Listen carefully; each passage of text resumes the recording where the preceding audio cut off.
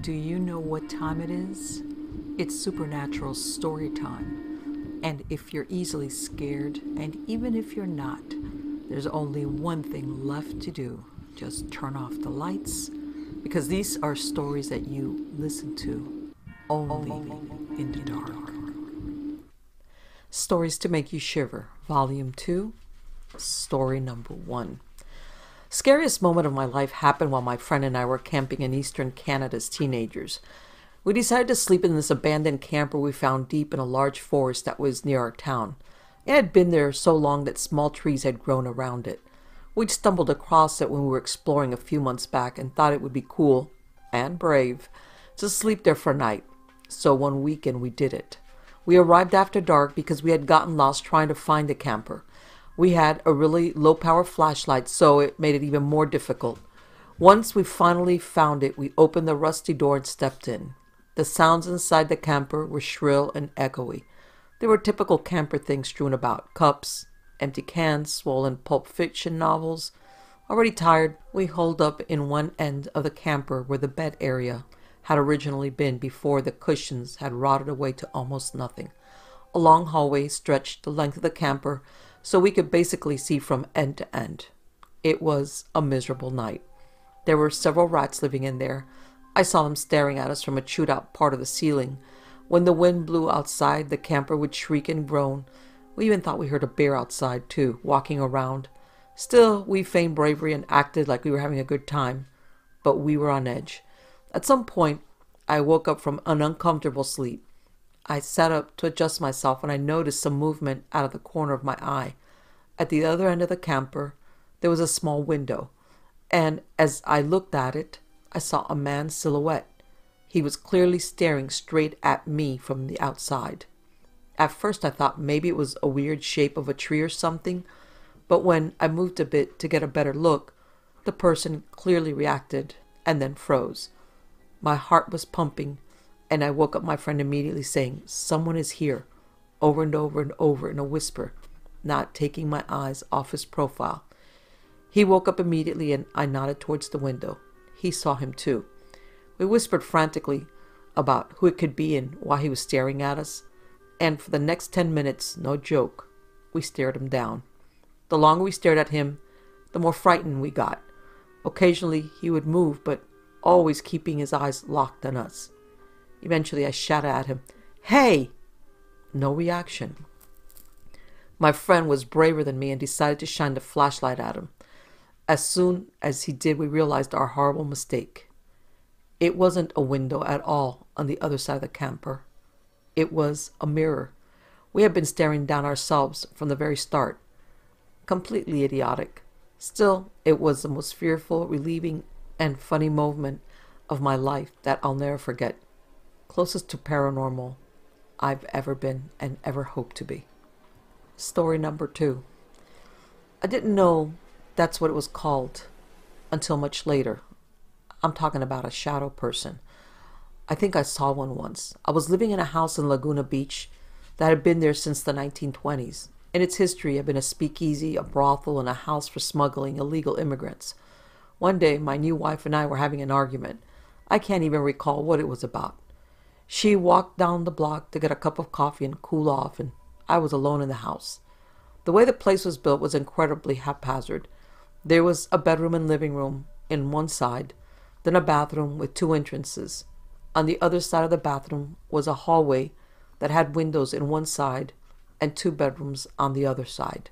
From my bedroom, I could look across the hall into the bathroom, then through the bathroom and down the other hall.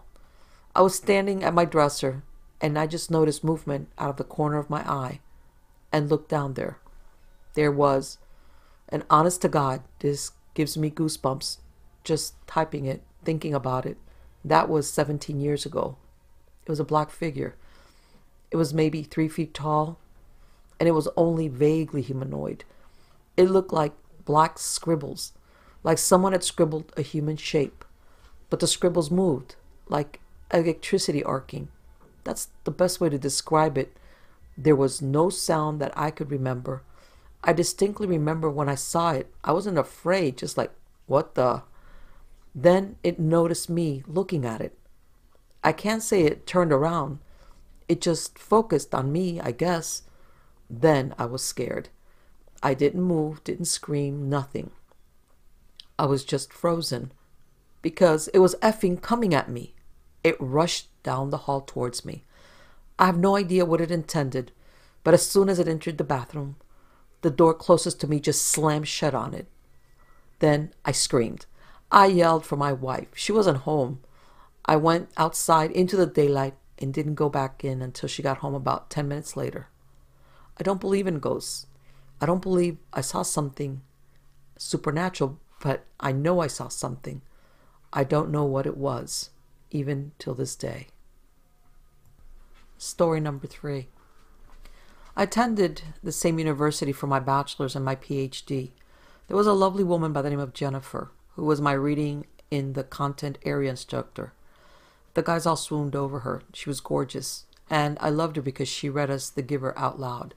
She was an awesome instructor and was doing her PhD in literacy. Fast forward a few years, and Jen had moved to South Carolina to teach literacy.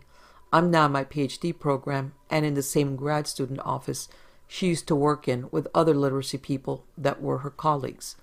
And then we get the news that she was murdered by her boyfriend. Everyone was devastated. It was a huge blow to the department, as she was genuinely loved by everyone who knew her. So, a few days after her funeral, her body was brought home. I'm in the office suite at school very early in the morning when nobody else was around. The grad students had a fishbowl office, 10 of us with group desks within a larger office suite that was locked and had light motion sensors. I'm walking in and past a locked door with windows, and I see a woman with short, dark hair walk the other way inside, which was weird because the lights didn't flicker on when she moved. So I walked around the corner to the door with a key code and let myself in. I walk inside and head to where I saw her. The lights flicker on when they sense me. Nobody is there. It's just me and an entire suite of empty offices. I swear to God it was her. Perhaps saying goodbye to a place she spent so many years at and where she had so many friends. It spooked the hell out of me, but made me sad as well. Next story. I grew up in the Arctic. In the town I lived in, as long as it was a clear night, it was an extremely normal occurrence to see all sorts of strange lights move across the sky. Keep in mind the winter is long in the Arctic, which means longer amounts of time being spent under the stars.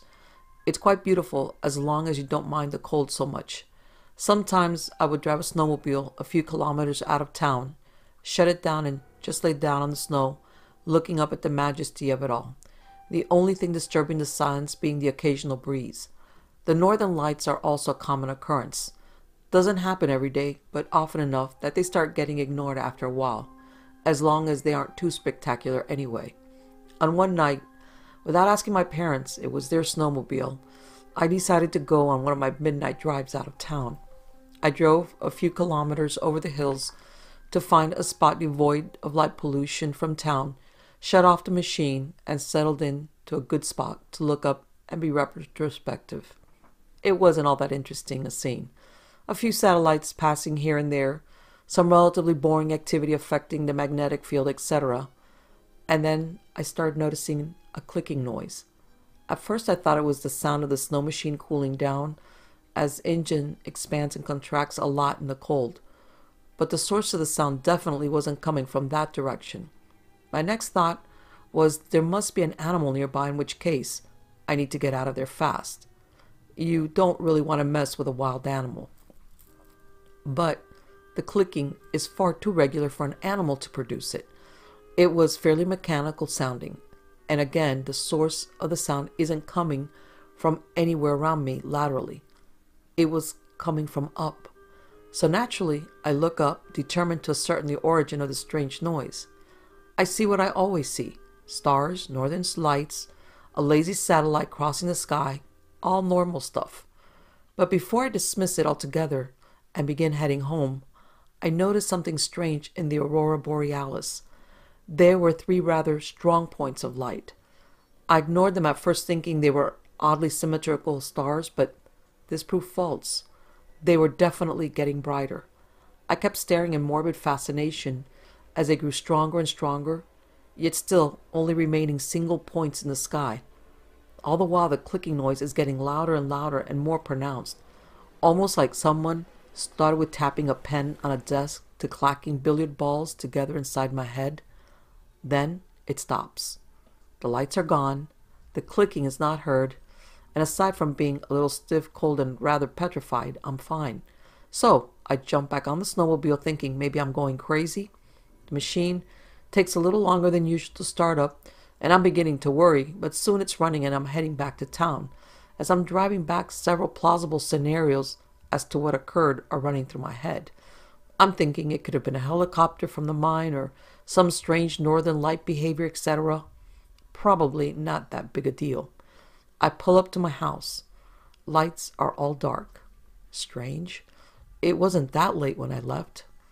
Open the outer doors quietly as possible. Remove the winter gear. Enter inner door.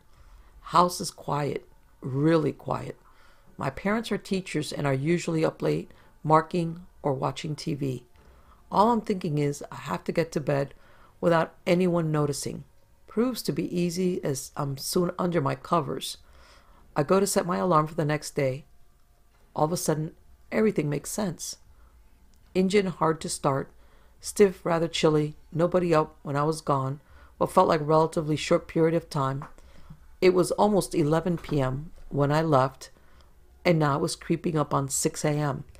I stood staring at clicking lights for almost 7 hours. I never ended up sleeping that night, and I don't go on late night snow machine rides anymore. Talk about losing time. Next story. In my late teenage years, I came into some money after my father committed suicide and I received an inheritance from him. At the time of my dad's passing, he and my mom owned a cabin up in Oregon by Mount Bachelor. The cabin had been put up for sale since my mom could no longer afford the payments, and renting it out was not covering the payments either. The cabin was set to go on the market for sale in less than a month. It was in the process of finalizing all the paperwork with the realtor and lawyer, so for that month's time the cabin was not going to be rented out any longer and was going to be vacant. I saw this as a chance to get away for a while and clear my head in light of all the things going on. I quit work, packed up my snowboarding gear, grabbed my dog, and headed up in my dad's car that he had willed to me to the cabin. Now, this is our family cabin that my parents rented out throughout the year when we were not using it. I had keys to the cabin and also the code for the alarms, so I did not feel the need to stop at the rental management company and advise them of my stay. This has nothing to do with the coming story, but felt the need to mention it anyway. My first 2 days at the cabin were normal, and nothing out of the usual happened. Spent my days playing with my dog in the snow, snowboarding, and the evenings playing PlayStation or listening to music, drinking and smoking out on the balcony. Had stocked up on food, cigarettes, and liquor, so I was pretty much a shut-in aside from the occasional out to hit the slopes. With my dog as company and DVDs/PlayStation as entertainment, I was quite content and started to feel relaxed after all the drama that had preceded my outing. The cabin itself was 2 stories. Bottom story had the living room and a side guest bedroom along with a small kitchen. Upstairs had another 2 rooms along with a walkout balcony attached to the master bedroom. Most of my time there was spent either in the living room, kitchen, or master bedroom. I never ventured into the other rooms and always kept the doors leading into them shut. Open doors to dark rooms always creeped me out. Anyhow, the 3rd day came around and I was going through my usual routine of playing with my dog. His name was Midnight, by the way, and he's also since passed. Playing games and watching DVDs.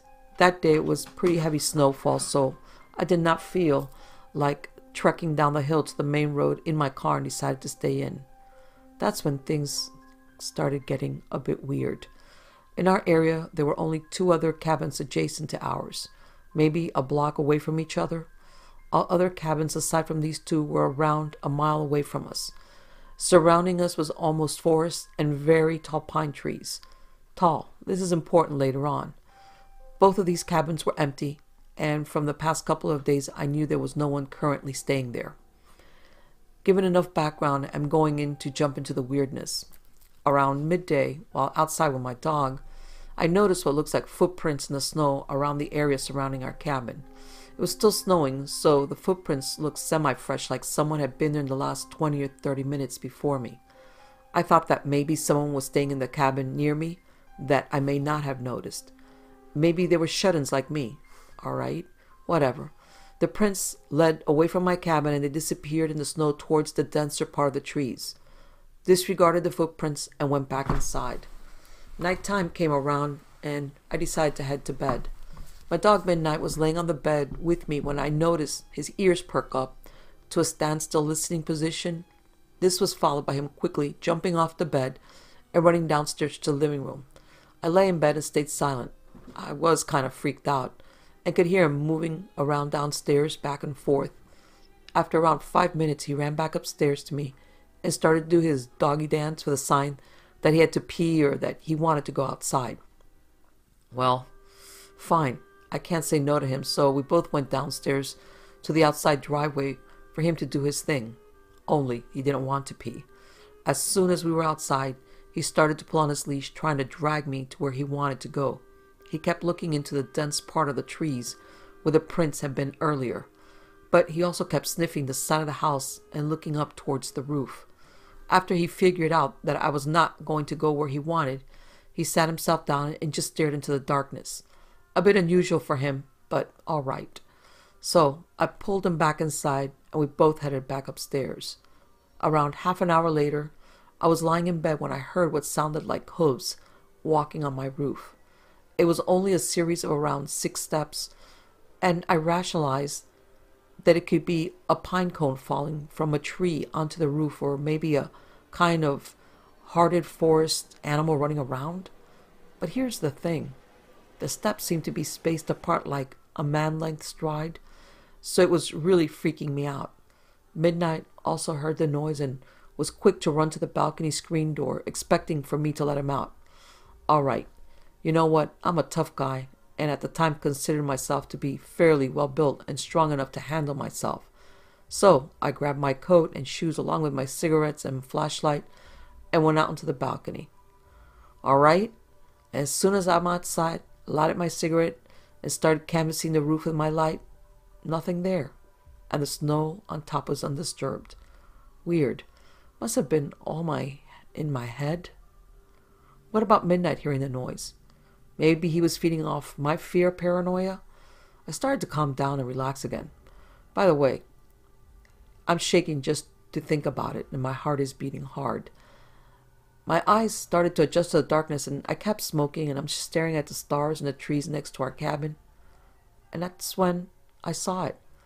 In a tree that was a little taller than our cabin, and around 20 feet from the balcony, I saw what looked like a man crouched in a squatting position in between 2 branches. It was squatted on one branch, and its arms were extended above it, its head holding onto the branch. Above it. F me. What is that? I wasn't sure if I was really seeing the thing, and stood just staring and sat there motionless. I noticed Midnight stand up and start pacing behind me and lightly barking at the same time. The thing still did not move. I put my cigarette out and was debating on shining the light on the thing's direction, but something in my head kept screaming not to. So I walked backwards to the inside of the room and pulled Midnight with me. Once inside, I locked the door and shone the light in the thing's direction, but there was nothing there. I shut the curtain to the screen door and retreated back to the bed, but later on in the night, I heard light tapping at the screen door, like someone was tapping on the glass with their fingers. It was consistent and did not stop for nearly an hour. Midnight seemed to stare at the door, but he wouldn't go near it anymore. The weirdest part was that I had a feeling like someone was inviting me to open the door, but at the same time, I kept hearing my dad's voice in my head telling me to stay in bed and not do it. I listened to my dad's voice and just stayed there. Finally, I passed out and woke up in the morning and everything was normal. The rest of the week I spent was non-eventful and nothing else out of the ordinary happened. I totally admit that it could have been all in my head. A lot of stuff was going on at the time, so I was pretty effed up from all the drama. But in the end, I think that my dad was watching over me. Next story. I was in 7th grade and we just moved into a mill townhouse, one of the houses built close by a dam and textile mill that used to house the families of mill workers. The upstairs area always gave me an eerie feeling, but I shrugged it off as the discomfort of living in a new place. From the beginning, I had trouble sleeping and was jolted awake in the middle of the night repeatedly for no apparent reason. Then I started hearing the thumping. It started as occasional soft thumps, seemingly coming from the attic. I had my dad check it out to ease my mind, but he found no explanation. Fast forward a few weeks. The occasional knocking was becoming louder, and I continued to wake up in the middle of the night.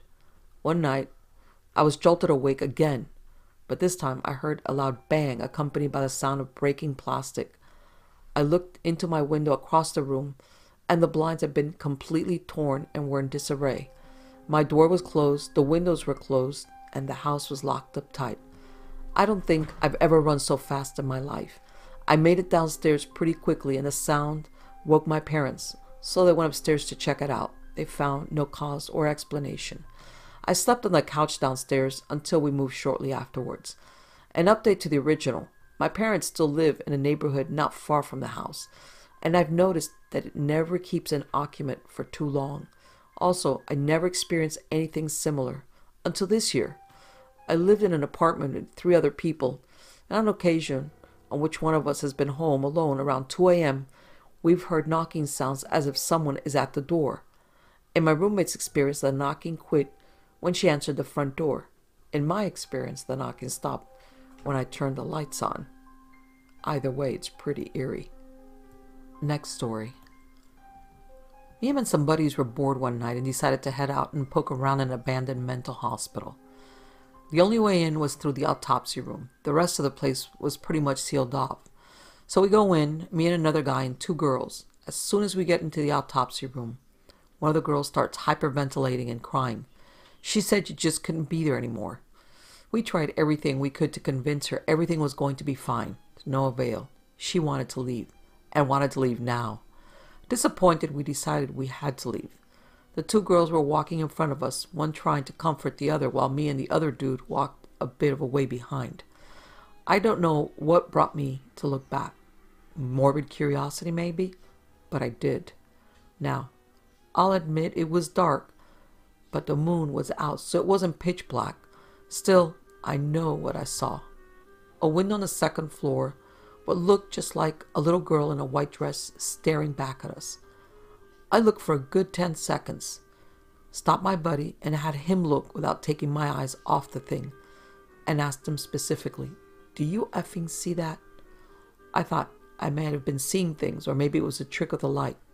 But no, we both saw it and stared for a good 20 seconds after.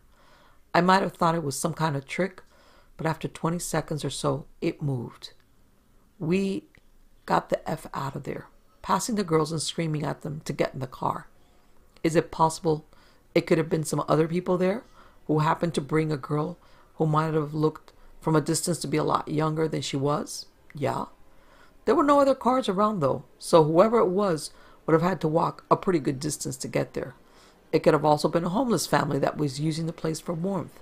Who knows? All I know is what I saw. It was a little girl in a white dress staring at us from the 2nd-story window of an abandoned mental joint at 2 in the goddamn morning. Next story. So, a friend and I are at Sleepy Hollow Cemetery late one night when out of the blue I get a call from my mom and she starts screaming at me to stop messing around. And what you did is not funny. When I finally get her to stop yelling and I tell her that she is accusing me of something that's not possible because I'm several towns away in Sleepy Hollow, she goes completely silent. So my friend and I drive to my house to talk to my mom and stepfather about what has happened.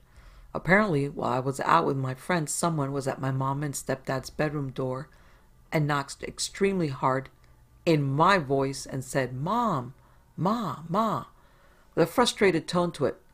My mom and stepdad were sleeping, so it took a few seconds to answer after they heard that first knock and the voice, and she answered, "What? Come in, what's wrong?" Then in my voice again, "Ma." and the door started violently shaking against the panel, but never opened, then suddenly stopped. My stepdad thought something was really wrong and that I was hurt, so he jumped up and opened the door, and no one was there. No one but us lived in the house, so they thought I was playing a joke on them, until my mom called me and I told her where I was. Still have no clue what happened or why this thing took my voice and why it was calling out to my mom in such a frustrated voice. Now there's another story to this. This is a little background on my nephew. Ever since he was born, and still to this day, he looks off into space and laughs and seems to follow someone or something around with his eyes and sort of interact with it. When he was born, his bassinet had a music box type thing on it that would go on with a switch. Only a switch would turn it on, but in the middle of the night, it would go on constantly. The switch would be turned on, but they'd never see it or hear it being switched on. But the only way it would stop would be to take the batteries out. Fast forward to today. He is 4 years old and was diagnosed with autism and has a speech delay. He can talk to a certain extent. He's gradually getting better with his speech. He's seeing a speech therapist and is in a special school to help him. So I don't know. Expand himself? So with that said, he doesn't say full words. So when he said what he did to my other nephew, his 19 years old brother, I absolutely turned white as a ghost who must have visited him. So my nephew Bobby was sitting in the living room eating dinner. He was home on break from work, and he was just watching TV and relaxing before going back to work. My younger nephew Danny was in his play area of the living room, just sitting quietly by himself, building like he normally does, when all of a sudden, as usual, he starts laughing hysterically and sort of babbling like he's responding to someone. Stands up out of nowhere and walks over to my sister, who's cooking in the kitchen, and goes, "Hi, April." Mind you, he does not know my sister is April and never says it. Yes, he could have most certainly heard us and picked it up from there, but who told him to say it is what gives me goosebumps all over my body. My nephew Bobby got up and walked into the kitchen right after it happened and was just as surprised as my sister was, and asked Danny, "Who told you to say that?" In a joking way, sort of teasing, and Danny goes, clear as day, "Grandpa John." Now, Grandpa John is our dad, and he's been dead since I was 12. I'm now 28, so you can do the math. He has never met my dad. We have no pictures of my dad anywhere, nor do we speak of him because he was a drug addict and eventually died of cancer. And yes, we made our peace with him, but he still isn't someone we talk about or had the fondest memories of, so we kind of just never talk about him, ever.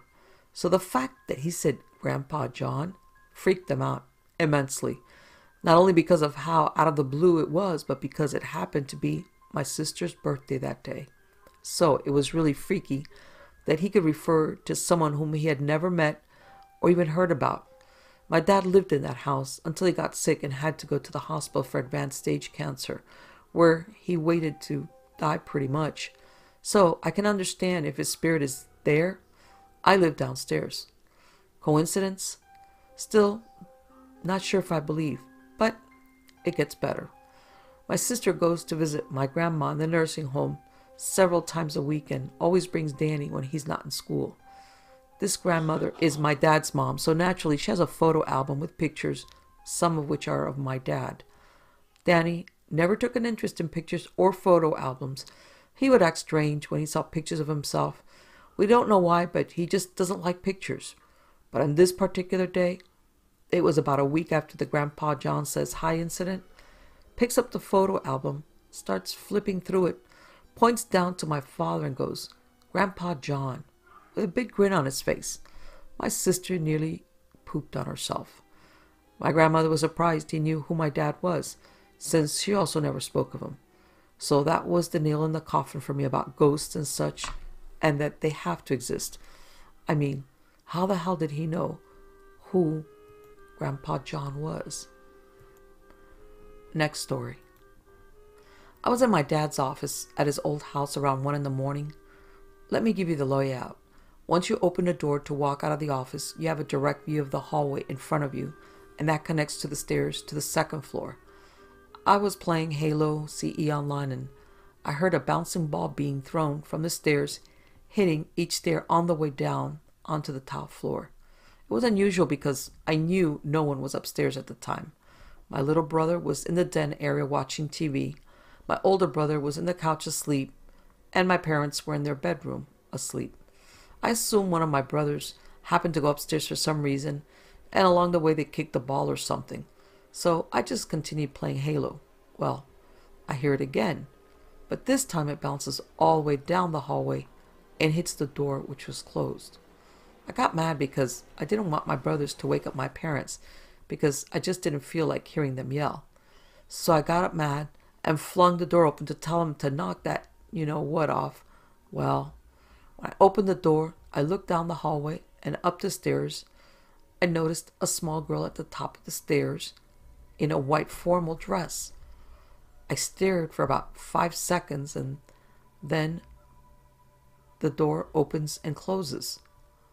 I wanted to see if the said thing was still there, but I didn't want to open the door and realize it's standing right in front of the door, or some of that stuff you see in the horror movies. So I grabbed my phone and called my little brother, hoping he was still awake and not dozed off watching TV. When he answered, I told him to come to the office to check out this sweet double headshot I got. So I hear his footsteps coming from the den. When he comes to the door, I just say, "Oh, never mind," and started walking towards the den really fast. I didn't tell anyone until the morning because it sounded made up. I've had plenty of paranormal witnesses from that house. My mom's old house and my dad's new house. This is one of those stories. Same house, I was asleep in my room on the second floor. This takes place about 2 weeks after the first incident. So after the second week, I just assumed what I saw was my imagination because of lack of sleep. So I was playing COD and online in my room. It was about 2 a.m. Older brother, he's at my mom's house, and my little brother had dozed off on my bed behind me. So the TV is set up so it's next to my door. So after about 2 hours of straight online gameplay, I hear footsteps coming up the stairs. I assumed it was my dad telling me to turn down my TV.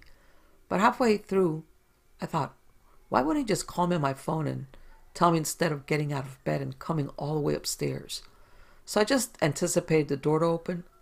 I quit my current game I was playing and turned down the TV before he would even ask. I just said out loud, "All right, it's turned down." I hear the footsteps stop. I don't hear any going back downstairs. I wanted to open the door to see if anything was standing on the stairs or something. I was just wondering, should I? I had music playing and the game was on the menu screen. I just stared at the door waiting for my dad to open it. It popped open a little.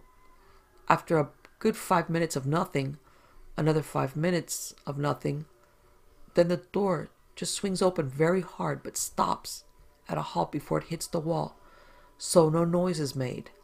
I got up, slid my brother's phone across the hallway into his room. I then called it and hid my phone. I woke my brother up to tell him his phone is ringing. He got up and asked what his phone is doing in the other room. I just say, "I don't know, maybe he left it there." I ended up going to sleep for about 10 minutes later. Fast forward to the morning, my dad comes in the room to tell me he's leaving to work. If I need anything, to just call him. I asked him why did he open the door last night and leave. He said he never came upstairs. I just dismissed it mainly because I did not want to think about it. My dad headed downstairs and I heard him start his car and take off. He left my door open just a little. I felt pressure on the edge of the bed like if someone sat down. I thought it was my little brother about to play the Xbox or something and wanted to sit on the bed. The pressure was then gone like if someone had gotten up and the door just slammed shut really hard. I got up, pissed as hell, to tell my brother to cut this shit out. When I opened the door, I had a direct view downstairs through the hallway to my dad's office. I see the same little thing standing in front of the office door. I slowly closed the door, turned the TV on because for some reason I thought if you have sound in the room, ghosts just leave. I yelled for my brothers and he comes running downstairs thinking something happened. I just asked, "Where's my phone?" He pointed it out and we went downstairs together. I told him what I saw and he just shrugged it off. But there's another story. Third story, fast forward 2 years. My dad's moved into a new 3-story house downtown. Historical home in Texas that was one of the largest ranches at one point. First floor was the usual living room, kitchen, office, bathroom, like that. Second was my room, brother's room, bathroom, and my parents' room. Third floor was my dad's man cave, where he would smoke his bong and whatnot and watch movies and man cave things. I set up my Xbox in there because it had the biggest TV. So the layout of the third floor is like a room with the back part of the room leveled up so you can set up a couch up there so when you watch a movie, the couch in front of the TV won't block the view. It had 3 small attics up there connected to the wall, 2 in the back and 1 to the left of the TV. So I loaded up Battlefield, and during the loading screen, you know, how it turns black and the little loading blue bar just shows on the screen at the bottom right. So I could see the reflection of everything behind me every time the loading screen would show up. So after one of the online matches, I was in the loading screen, popped up, and I saw the reflection off the TV to the back of the room, and one of the back attic doors had opened up a little along with a little squeak. I just got up and slowly closed the door and put a blanket on the bottom of the door so that it won't open up so easy. Another few minutes later, the loading screen comes on again and the other attic door pops open behind me. I was kind of weirded out, but I played because I really didn't want to know what was there. I was freaked out. Just to freak me out even more, I grabbed another blanket and did the same thing to this door. The only attic door left was the one to the left of the TV, which was in my view. After about 30 minutes or so, this one just flew open, making a loud ass bang. I saw a small figure standing in the back of the attic room. I just got up casually, put the controller down, walked down the stairs very calm and cool. Didn't look back. Once the door was in front of me to leave the 3rd floor to the 2nd floor, I became a Kenyan and just bolted the F out of the 3rd floor, down the 2nd floor, into the kitchen and outside the house, and played with my dog for a while. Number 4 story. This takes place at my mom's old house. One night, me and my brother stayed up watching Whammy Plus and Lingo on GSN. It was getting really late, and we didn't want to go back to our room, so my brothers went and got blankets so they could sleep on the couch. Only having 2 couches, I was left to sleep on the floor. I went, grabbed a small floor mat to sleep on the floor with. About 1 hour in, my brothers fell asleep, leaving me watching TV by myself. I was pretty excited knowing that they were asleep, knowing I could sneak a peek at some late-night adult movies on HBO. So I turned the volume down on the TV so they wouldn't hear anything. As I'm reaching for the remote, I see a reflection in the kitchen. I thought maybe my parents were watching TV and it was the light from the TV or something. I noticed my mom's room was closed, so then I came to the conclusion that it must have been a car parked outside on the side street with its headlights coming through the windows or something. The light turned into an orb and started floating closer to me in a swaying motion. It floated really slow. I froze up, unable to speak or move. I got goosebumps all over my body and my hair started standing up on my skin. It was a very unusual feeling. I could hear me making noises, trying to scream for my brothers to wake up.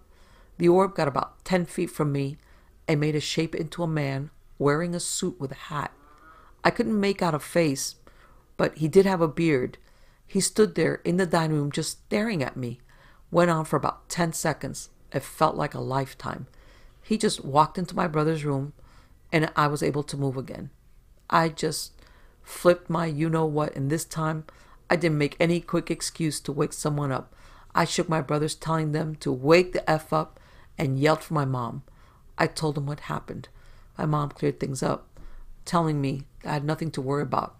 My great-grandpa had lived in the house before we moved in and had passed away in his sleep in my brother's room. I went out to see him about 2 more times, once in the doorway of my room and another time when I was leaving the kitchen. He was sitting in a chair in the dining room. And that's all my stories.